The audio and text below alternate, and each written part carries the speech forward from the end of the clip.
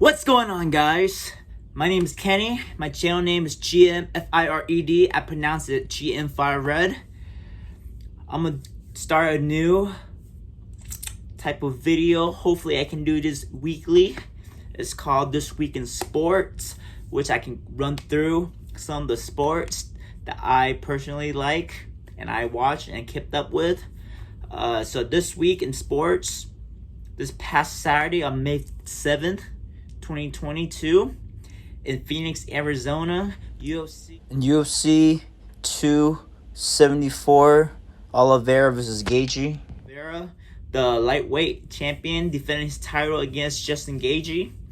Charles Oliveira is a Brazilian mixed martial artist that specializes in jiu-jitsu, and Justin Gaethje is an American that specializes in wrestling. His background, he's a wrestler. His background is wrestling, but he is like a tough fighter, gritty, that will bang it out, put his chin down, bite down on his mouthpiece, and just trade shots with you. Charles Oliveira is the 155 pounds lightweight champion. He missed the weight by 0.5, so a half of a pound, and he got stripped, which is very controversial because usually in other places like Nevada, Las Vegas, where most of the UFC fights are held, they're more lenient and give half a pound to a pound leeway. But apparently in Phoenix, Arizona, where the event was held this weekend, the person that was in charge, the commissioner, was very strict, so they stripped him of his title. So he got fined about 25 to 30% of whatever salary he made that fight to Justin Gaethje. So Justin Gaethje will be getting his that percentage of his purse, which is the money that he makes from fighting, because he missed weight. But he also got stripped of his lightweight title. So two main thing about that is a big deal is, one, in the UFC, you get paid for showing up and for winning, and if you're a champion, you get champion bonuses. So if he got stripped of his title, he didn't make his champion bonuses. So that was one of the things that was pretty bad. Plus, he only missed it by half a pound, and it wasn't like a digital scale. It was one of those scales that you it was a manual scale that you push the weight so it balances it. So a lot of people are saying that, it's, I don't really know like all like the what all goes in it, but like people are saying that there's a chance that there's a human error in that element because it's a manual scale and it's half a pound.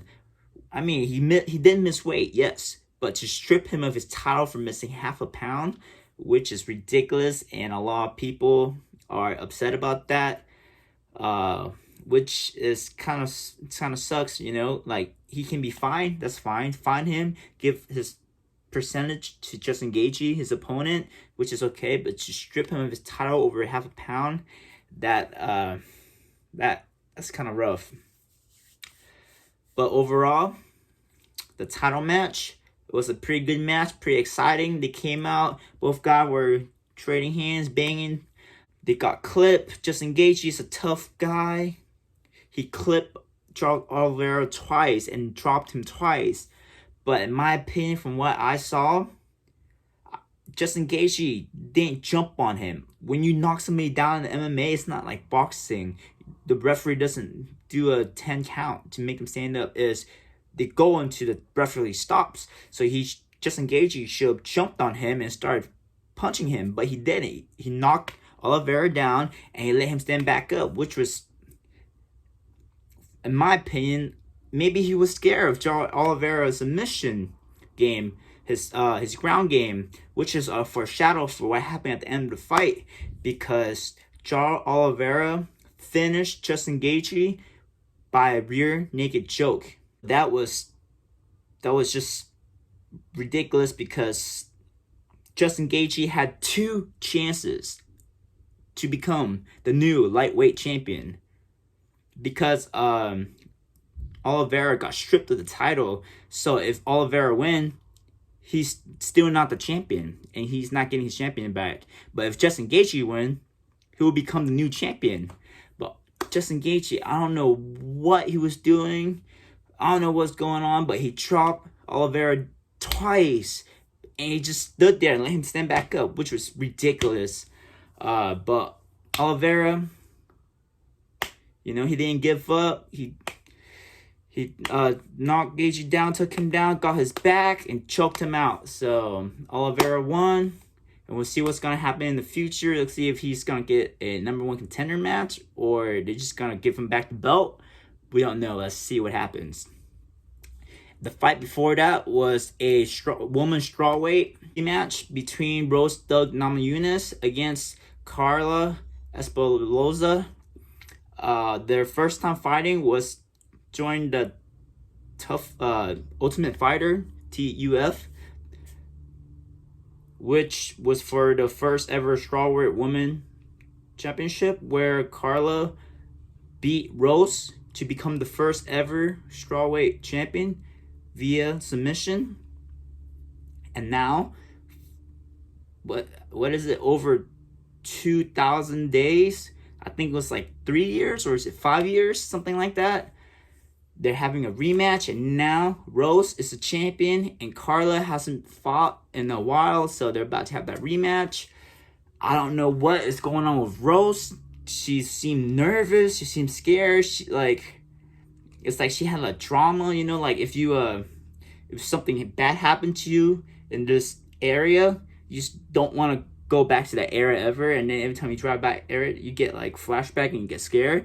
I feel like that's what happened with Rose. Like, she wasn't engaged, she was just scared to get close, and every time she get grabbed up, she just looked like she was like a deer in headlight, which is ridiculous because Rose is a boxer, she's a striker, and she was like afraid to get close to Carla, which was obviously a bad idea from her, because Carla ended up winning by decisions, and now she's once again the strawweight champion, which was very sad for Rose, but it is what it is. So that was a co-main event. I know we're going backwards, but before that was a non-title fight against the guy that put Bellator on the map, Michael Chandler, against the boogeyman, Tony Ferguson. He was a very beloved MMA fighter. People make memes about Tony Ferguson. Like, Tony Ferguson is the type of guy that will beat himself up before he fights you, just to make it easier for him, or something like that. Like, they make like Tony Ferguson is the type of guy, type of meme and jokes like that, which is hilarious. I love it, but he's been injured a lot, and he's been on a lot of losing streak. Tony Ferguson is known for his toughness and his weird, crazy style. But Michael Chandler, he's a background in wrestling as well, and he's also been getting pretty good at striking. And it showed this weekend because Michael Chandler knocked out Tony Ferguson cold with, I believe it's either the second or the third time ever anybody knocked someone out in the UFC with a front kick to the face. The most famous person that ever done that I can recall was Anderson Silva against Vitor Belfort for the middleweight champion many years ago. But Michael Chandler knocked him out. It was boom. And then I've never seen Tony Ferguson out cold like that ever, which was insane. Crazy. And Michael Chandler, after the fight, he did like 10 backflips in a row. Very cool, very cool. I'm excited to see Michael Chandler climb back on the ladder, and hopefully he can maybe fight again for the lightweight champion. He did fight Oliveira, and unfortunately he got knocked out. So we'll see what happens. And next, before that fight, was a fight that's very dear to my heart because Ovince St. Preux is one of a guy that lives here in Knoxville, Tennessee, where I live. I train with him at the MMA gym. I've met him a few times. It's called Knoxville Martial Art Academy. I trained there when I was a kid. I see him since he was in Strikeforce, now to the UFC, so it was great. It was a rematch against OSP, which is Ovince St. Preux, against Shogun Rua. Rua was back in the 2000s, in the early 1990s. He was the guy. He was the Brazilian guys that went to Japan, fought in the company that was in Japan before UFC was big. It's called Pride. They had like crazy rule, like boxing style rings, but MMA. But they're fighting MMA, and they let people stomp on their head. Like in UFC, they have rules that if opponent's on the floor, you're not allowed to just kick them on the floor and stomp on their head and stuff like that. But in Pride, they just had no rules. That was like a legit street fight. Like some guy was on the floor, you just stomp the crap out of them. Like crazy stuff like that. Everybody was on steroids, supposedly. It's not proven, but everybody knew that they were taking steroids. So it was crazy. He was a Pride champion, I believe. He was definitely a UFC champion, light heavyweight champion in UFC. But now he's about 40 years old. Ovince is 39 years old. And this is their rematch. Because the first one, Ovince fought Rua, I think it was in Brazil. And Ovince knocked him out, going backwards, and bam! Knocked him out clean. So this time it's a rematch. If Ovince won, I think Rua is going to retire. So this match wasn't really excited. I'm not gonna lie. I mean, of course, I'm heavy favorite Ovince because I know him, but it was not an exciting match at all. They went to decision, but Ovince won, so that's all that matters. Yeah, so that was it. It's been a while since I watched a live pay-per-view, and I thought it was great. But you guys like this, let me know. Comment below. Please subscribe. My name is Kenny. My channel name is GMFIRED.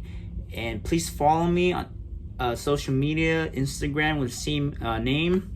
And please, I'm trying to get to 1,000 subscribers by the end of the year. So if you guys can help me make that happen, that would be amazing. I would very, very appreciate that. But thank you guys. Let me know what you guys think of this in the comment below. You like it, you don't like it, let me know. And please thumbs up. I appreciate it, guys. Peace. Rah.